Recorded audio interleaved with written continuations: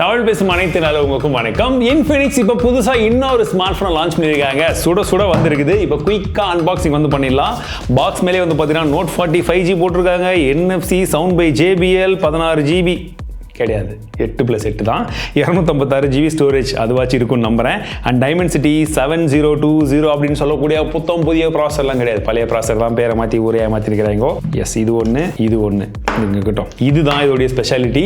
Make pad அப்படின்னு சொல்கிறாங்க. Warranty only in India, note பண்ணிக்கோங்க. அண்ட் மேட் இன் இந்தியா வேறு போட்டிருக்காங்க. எங்கடா மேடு? மேனுஃபேக்சர் அண்ட் பேக்கெட் வந்து பார்த்தீங்கன்னா உத்தரப்பிரதேஷ்ல தான். ஓகே, இந்த கலர் மட்டும் விட மாட்டேங்கிறாங்க நண்பர்களே. பார்க்கறதுக்கு நல்லா கஜின்னு இருக்கு. பரவாயில்லையே, பார்க்கறதுக்கு நல்லா இருக்கு. நடுவில் பாருங்க, இந்த ஸ்டிக்கர் ஓட்டின அடையாளம் மட்டும் போவே இல்லை, தூக்கி இங்கே ஒட்டியிருக்குதா? அதான் இது, இந்த அடையாளம் பாருங்க, அது ஒரு மாதிரி இருக்குது. நார்மலாக தேய்ச்சா போயிருக்கணும், இன்னும் போல. ஓகே, பாக்ஸில் பார்த்தீங்கன்னா 33 வாட்கான charger, Type A to Type C cable இருக்கு. என்னடா எடுக்க வந்துனே இருக்கு புதையல் மாதிரி. ஸ்டிக்கரா? ஓகே, புக்லெட்ஸ் ஒரு சிலது இருக்கு.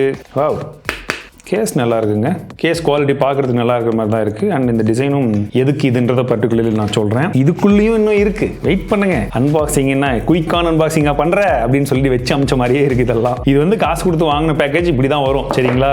நான் எப்பவுமே சொல்ற விஷயம், இன்ஃபினிக்ஸ் எதை பண்றாங்களோ இல்லையா, இதை சூப்பரா பண்றாங்க. எல்லா போன்காரங்களும் இந்த மாதிரி ஒரு டெம்பர் கிளாஸை பாக்ஸ்ல வச்சு தயவு செஞ்சு கொடுங்க வைப்பா. எல்லாருமே கொடுத்தீங்கன்னா நல்லா இருக்கும். பாருங்க, இன்ஃபினிக்ஸ் கிட்ட இருந்து கத்துக்கோங்க. இதெல்லாம் அப்படியே சைடில் வச்சுட்டு. ஸோ இது என்னன்னு பார்த்தீங்கன்னா mag pad wireless magnetic charger. Actually இதுவும் விஷயம் என்னன்னு பார்த்தீங்கன்னா, இங்கே இல்லை, இது எங்கிட்ட தான் இருக்குது. இருங்க, ஏற்கனவே எடுத்து டெஸ்ட் பண்ணிட்டோம். நாங்கள் இதுக்கு முன்னாடி வயர்லெஸ் சார்ஜிங் பேட்லாம் வேறு வாங்கி டெஸ்ட் பண்ணியிருக்கோம். அந்த மாதிரி நல்ல ஒரு குவாலிட்டியாகவே கொடுத்துருக்காங்க. இப்போதைக்கு லிமிடெட் பீரியட் ஆஃபர், அவங்களுக்கு மட்டும் இந்த ஃபோன் வாங்கும் போது இந்த சார்ஜிங் பேட் வந்து ஃப்ரீயாக தருவோன்னு சொல்லியிருக்காங்க. அது எவ்வளோ நாள், எத்தனை பேருக்கு, அந்த மாதிரி எந்த ஒரு இன்ஃபர்மேஷனையும் இந்த வாட்டியும் தரல. மார்க்கெட்டிங் எப்படியெல்லாம் வந்து பண்ணக்கூடாதோ அப்படியெல்லாம் பண்ணி இவங்க பேர் இவங்களே கெடுத்துக்கிறது இதுவும் ஒரு விஷயம். ஏன்னா இப்போ ரிவ்யூ பார்க்காம அர்ஜென்ட்டில் போய் இதை வாங்கணும், வாங்கினதுக்கப்புறம் எத்தனை பேருக்கு கிடைக்கும்னு அவங்களும் சொல்லலை. நம்ம என்னத்தை பண்ணுறது, கன்ஃபியூஷன் தான் ஆகும்.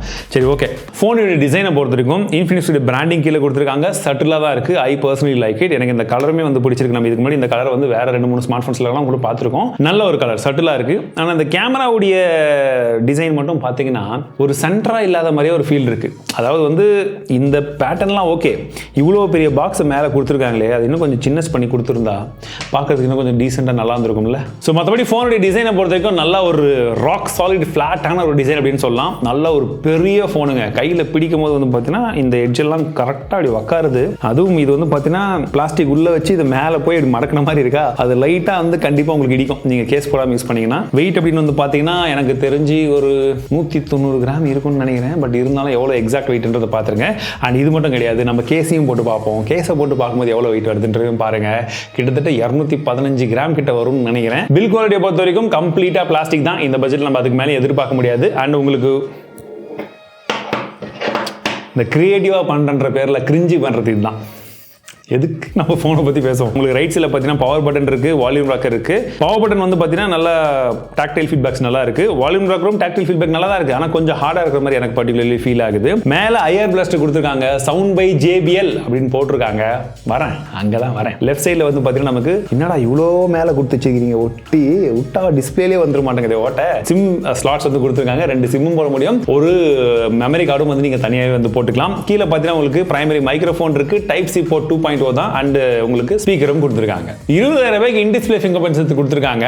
நல்ல விஷயம் தான். ஆனால் என்னன்னா ரொம்பவே கொஞ்சம் ஸ்லோவாக இருக்கிற மாதிரி ஒரு ஃபீல் வந்து இருக்குது. அண்ட் முன்னாடி டிஸ்பிளேவோட டிசைனை பார்த்தீங்கன்னா பொதுவாக வந்து மேலே நார்மலாக இருக்கும், கீழே மட்டும் பெசில்ஸ் பெருசாக இருக்கும். இவங்க என்ன பண்ணியிருக்காங்கன்னா மேலேயும் கொஞ்சம் பெசில்ஸ், கீழேயும் கொஞ்சம் பெசில்ஸ் வச்சிருக்கிற மாதிரி வந்து தெரியுது. ஸோ உங்களுக்கு பார்க்கறதுக்கு எப்படி இருக்குன்னு சொல்லுங்க. மற்றபடி ரைட் லெஃப்ட் சைடில் வந்து கொஞ்சம் மினிமலாக தான் வந்து இருக்கு. டிஸ்பிளேவுடைய குவாலிட்டியை பார்க்கும்போது வந்து நல்ல ஒரு கலர்ஃபுல்லான டிஸ்பிளே மாதிரி தான் தெரியுது. AMOLED டிஸ்பிளே தான்.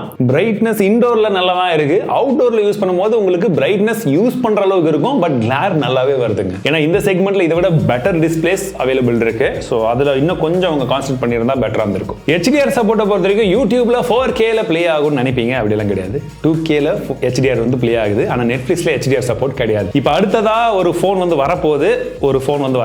அது ஒரு பிராண்ட் கிட்ட இருந்து. அந்த ஒரு ஃபோன் கூட நாங்கள் இதை வச்சு கம்பேர் பண்ணி பார்க்கும்போது ரெண்டுமே ஒரே பட்ஜெட் தான். அதை விட இதில் டிஸ்பிளேல ஸ்லைட்லி ஷார்ப்னஸ் கொஞ்சம் அந்த டென்சிட்டி வந்து கொஞ்சம் கம்மியாக இருக்கிற மாதிரி ஒரு ஃபீல் இருக்கு. பட் இது வந்து நீங்கள் கம்பேர் பண்ண மட்டும் தான் தெரியும். நார்மலாக பார்த்தீங்கன்னா பெரிய இஷ்யூஸ் கிடையாது. சரி, ப்ராசஸர் Dimensity 7020 அப்படின்னு சொல்லக்கூடிய ஒரு ப்ராசஸர் தான். பழைய ப்ராசஸர் தான், பேரை மாற்றி கொடுத்துனே இருக்கிறாங்க. சரி, இந்த ப்ராசஸரில் வந்து நம்ம பெருசாக பர்ஃபார்மன்ஸ்லாம் எதிர்பார்க்க முடியாது. ஓரளவுக்கு நீங்கள் என்ன சொல்கிறது, ஒரு எஃபிஷியன்சியான ஒரு ப்ராசஸர், ஒரு நல்ல ப்ராசஸர் தான். ஸ்டேபிளாக வந்து ஒர்க் ஆகும். உங்களுக்கு CPU த்ராட்லிங் கிடையாது. மற்றபடி ஸ்டெபிலிட்டியும் வந்து நல்லா தான் இருக்கும். ஆண்ட்ராய்டு ஸ்கோர் வந்து பார்த்தீங்கன்னா கிட்டத்தட்ட ஒரு 5 லட்சத்துக்கு கீழே தான் வரும். இந்த 20,000 செக்மெண்ட்டில் எதிர்பார்க்கக்கூடிய அந்த விஷயங்கள் இருக்குது. ஆனால் கேமிங்லாம் நீங்கள் விளையாடணும்னு ஆசைப்பட்டீங்கன்னா 40 FPS தான் BGM எல்லாம் விளையாட முடியும். பெருசாக வந்து கேமிங்லாம் எதிர்பார்க்காதீங்க. ஒரு நார்மல் கேஷுவல் கேமிங் மட்டும் ஓகே. ஒருவேளை ஹீட்டிங் இருக்கான்னு கேட்டிங்கன்னா பவரே கம்மியாக தான் இருக்குது. அப்போ ஹீட்டிங் எங்கேருந்து வரும்? ஹீட்டிங் இல்லை. சரி, இப்போ கேமரா பக்கம் வருவோம். 108 மெகாபிக்சல் கேமரா கொடுத்துருக்காங்க, தேங்காய் உடைக்கிற மாதிரி. அதுக்கு அடுத்தபடியாக வந்து பார்த்தீங்கன்னா உங்களுக்கு 2+2 கேமரான்னு சொல்லி 2 கேமரா கொடுத்துருக்காங்க. இந்த 2 கேமரா நமக்கு தேவையா? இத்தனை 2 தேவையா அப்படின்றத நானும் சொல்கிறேன். சரி, ஓகே. செல்ஃபியை பொறுத்த வரைக்கும் 32 மெகாபிக்சலுக்கான கேமரா கொடுத்துருக்காங்க. நாங்கள் எடுத்த சாம்பிள் இமேஜ் வந்து பாருங்க. அவுட்டோரில் ஒரு சில இடத்துலலாம் நல்ல பர்ஃபார்மன்ஸ் வந்து பண்ணுது. இன்ஃபேக்ட் சொல்ல போனால் கலர்ஸ் எல்லாம் ஓரளவுக்கு வந்து ரீட்டைன் ஆகுது. ஆனால் இமேஜ் எடுக்கும் போது பேக்ரவுண்டில் ப்ராசஸ் பண்ணி அந்த ஸ்கை இந்த விஷயம்லாம் கொடுக்கணும்ல, அதெல்லாம் வந்து பார்த்தீங்கன்னா ப்ளீச் அவுட் ஆகிடுதுங்க. இதை டேக்கிள் பண்ணுறதுக்கு நாங்கள் என்ன பண்ணோம்னா, போர்ட்ரேட் ஷாட் போயிட்டு ஃபுல்லாக வந்து பார்த்தீங்கன்னா இந்த பிளர் ஃபுல்லாக வராத அளவுக்கு வந்து கம்மி பண்ணி விட்டுட்டு எடுக்கும்போது இமேஜ் குவாலிட்டி பார்க்கறதுக்கு இந்த மாதிரி இருக்கு. நார்மல் எப்படி இருக்கு? போர்ட்ரேட்லேயே 0 பிளர் வச்சா எப்படி இருக்கு பாருங்க, நல்லா இருக்கா? சரி, இதுக்கப்புறம் தான் அந்த போர்ட்ரேட்டில் வந்து பார்த்தீங்கன்னா நாங்கள் பிளரை வச்சு எந்த அளவுக்கு அப்பச்சர் வேணுமோ கொஞ்சம் இன்க்ரீஸ் பண்ணி எந்த எடுத்து பார்த்தோம். அந்த குவாலிட்டி வந்து பாருங்க. சொல்ல போனால் Infinix இந்த Note 40 5Gல கேமரா வந்து ஓரளவுக்கு இம்ப்ரூவ் பண்ண மாதிரி தான் தெரியுது. ஒரு சில டைம்ல ஸ்கின் டோன், அந்த ஷர்ட் கலர், பேக்ரவுண்டுடைய அந்த நேச்சுரலான பொக்கே எல்லாம் இருக்கு. ஆனால் இன்னும் ஒரு சில டைம்ல வந்து பார்த்தீங்கன்னா ஃபேஸ்ல அந்த கலரே வந்து மாற்றி விட்டுருது. இன்ஃபேக்ட் சொல்ல போனால் அப்போ ரொம்ப ஹார்ஷான சன்லைட்டில் கூட நான் நிற்கல. அந்த மாதிரி டைமில் கூட ஸ்கின் டோன் மாறுது. அந்த கலரும் வந்து டீட்டெயில்ஸ் வந்து கொஞ்சம் மிஸ் மேட்ச் ஆகுது ஸ்கின் டோனை கம்பேர் பண்ணும்போது. ஸோ கேமரா கேப்பபிளான கேமரா தான், பட் வழக்கம் போல் அது இன்கன்சிஸ்டண்ட்டாக தான் இருக்குது இந்த ஃபோன்லேயுமே. ரியர் ஃபேஸிங் கேமராவில் ஆடியோ வீடியோலாம் எப்படி இருக்குன்னு பாருங்கள். அண்ட் நான் வாக் பண்ணும்போது ஸ்டெபிலிட்டி எப்படி இருக்குன்னு பாருங்கள். கொஞ்சம் வேகமாக வாங்க தம்பி.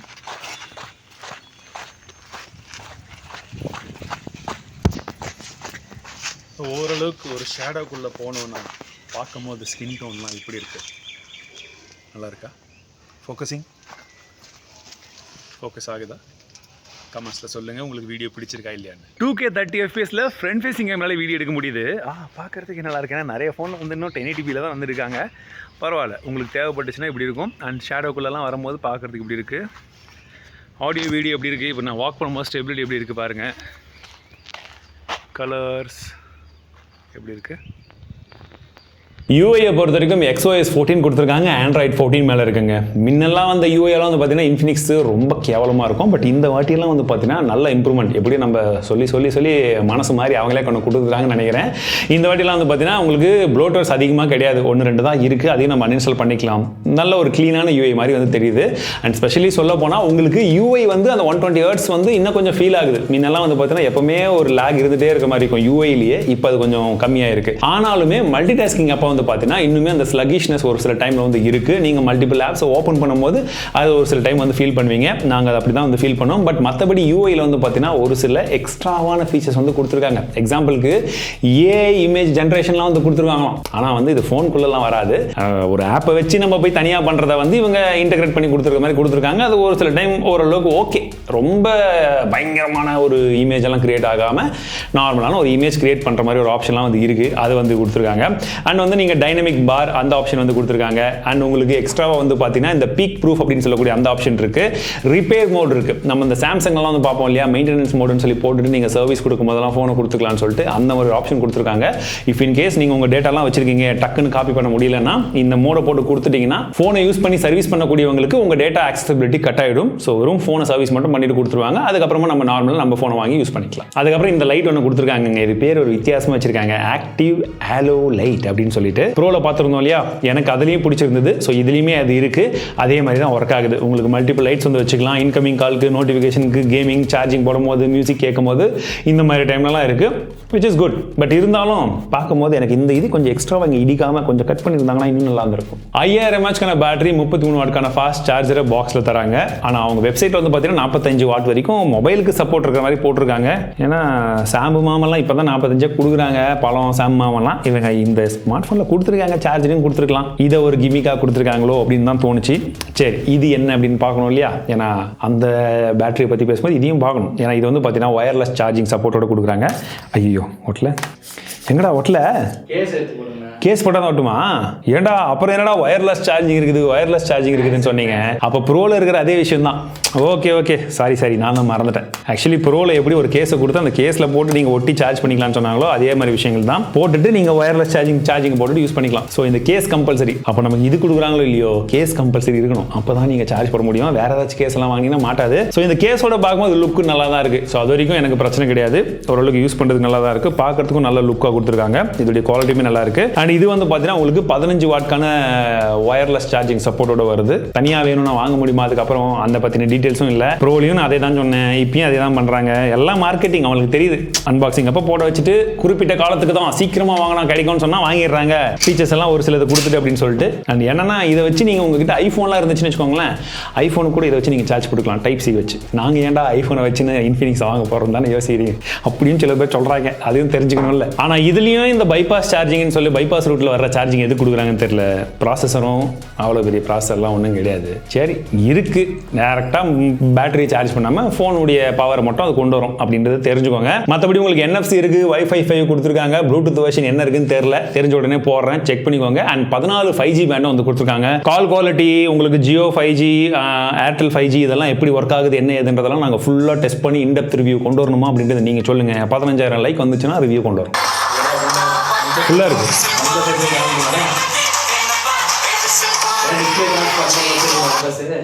என்னடா அதுவே வெளியே வந்துச்சு? எங்கடா மிஸ்டேக்? நானும் இங்கே பிடிக்கலடா, பாரு கிராஷ் ஆயிடுச்சுடா. அண்ணன் பாட்டு வரும்போதே க்ளோஸ் ஆகுறியா நீ?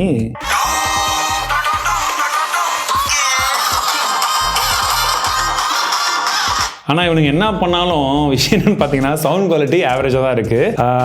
பேஸ் அந்தளவுக்கு இல்லை. ஸோ ஆவரேஜ் தான், சிம்பிள் ஆஸ் தட் அப்படின்னு சொல்லிடலாம். ஆனால் பின்பக்கமாக அந்த வைப்ரேஷன் ஆகிறத மட்டும் நிற்க வைக்கவே மாட்டேங்கிறாங்க நண்பர்களே. வைப்ரேஷன் ஆகிக்கிட்டே இருக்குது. ஆனால் இப்போ நீங்களே நோட்டீஸ் பண்ணீங்க, 2 தடவை நான் ப்ளே பண்ணிட்டு இருக்கும் போதே ஆட்டோமேட்டிக்லி வந்து பார்த்தீங்கன்னா அந்த ஆப் க்ளோஸ் ஆகி திரும்ப ரீஸ்டார்ட்டே ஆச்சு. எதுக்கு என்னன்றது தெரியல.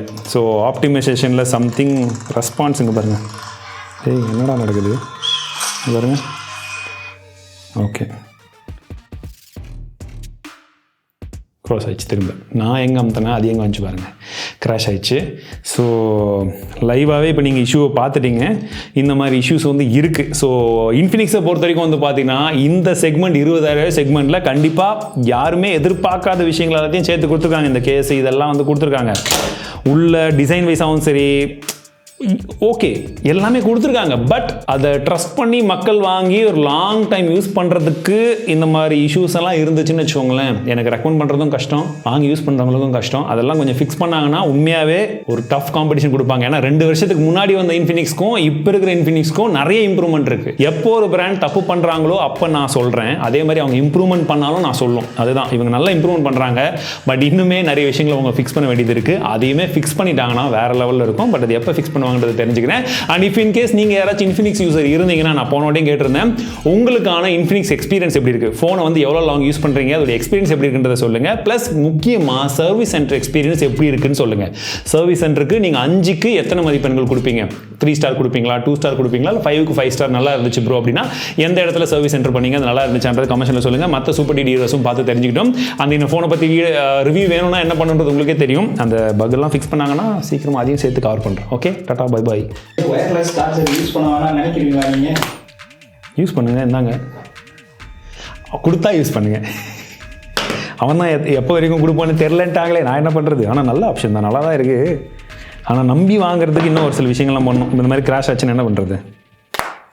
வேறு இதெல்லாம் எவ்வளோ சூப்பராக இருக்குது. அப்படின்னா ஐஃபோன் கிடையாது, இன்ஃபினிக்ஸ்.